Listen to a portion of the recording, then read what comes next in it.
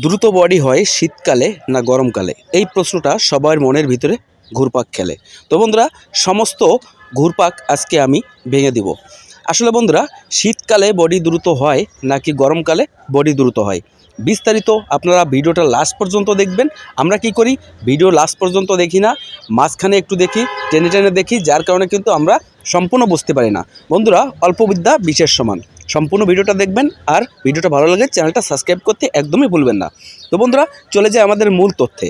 দেখেন বন্ধুরা, আমরা শীতকালে দ্রুত বডি বানানোর জন্য এক্সারসাইজ করি। হ্যাঁ, এটা সত্য, শীতকালে আমাদের বডিটা খুব দ্রুত গ্রো হয়।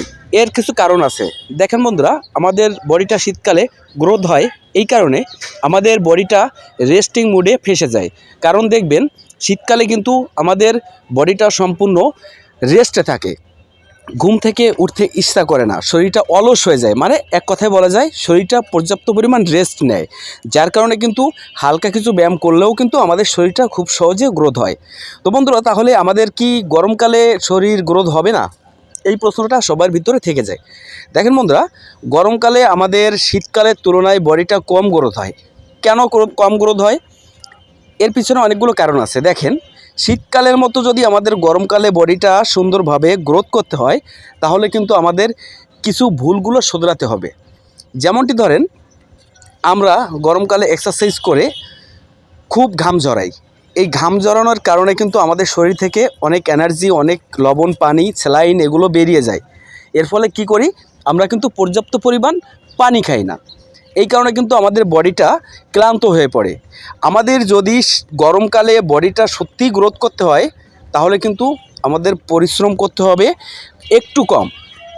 মানে শীতকালে যতটা পরিশ্রম করেন সেই তুলনায় কিন্তু আমাদের পরিশ্রমটা একটু কম করতে হবে। কারণ গরমকালে আমাদের একটু পরিশ্রম করলেই কিন্তু আমরা ক্লান্ত হয়ে পড়ি, অতিরিক্ত ঘাম ঝরে। আপনি একটু হেভি ওয়েটে ব্যায়াম করবেন এবং পরিশ্রমটা একটু কম করবেন, মানে রিপিটিশনটা একটু কম দিবেন, একটু ওয়েটটা বাড়িয়ে দিবেন, রিপিটিশন কম দিবেন।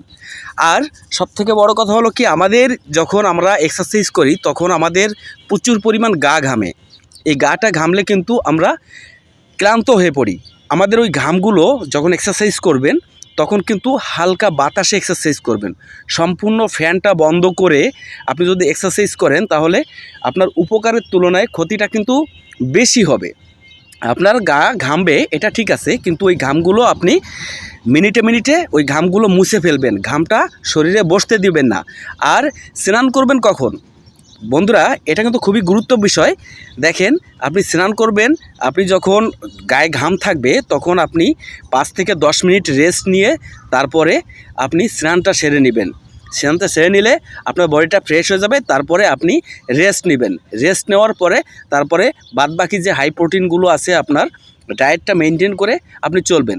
তাহলে দেখেন বন্ধুরা, আপনার শরীরটা শীতকালের তুলনায় গরমকালও বেশি হবে। আর সবথেকে বড় কথা হলো কি, যে কোনো ঋতুতেই কিন্তু আমাদের বডিটা গ্রোথ হওয়ার সম্ভাবনা থাকে, যদি নাকি আমরা পরিশ্রম ঠিকমতো করি।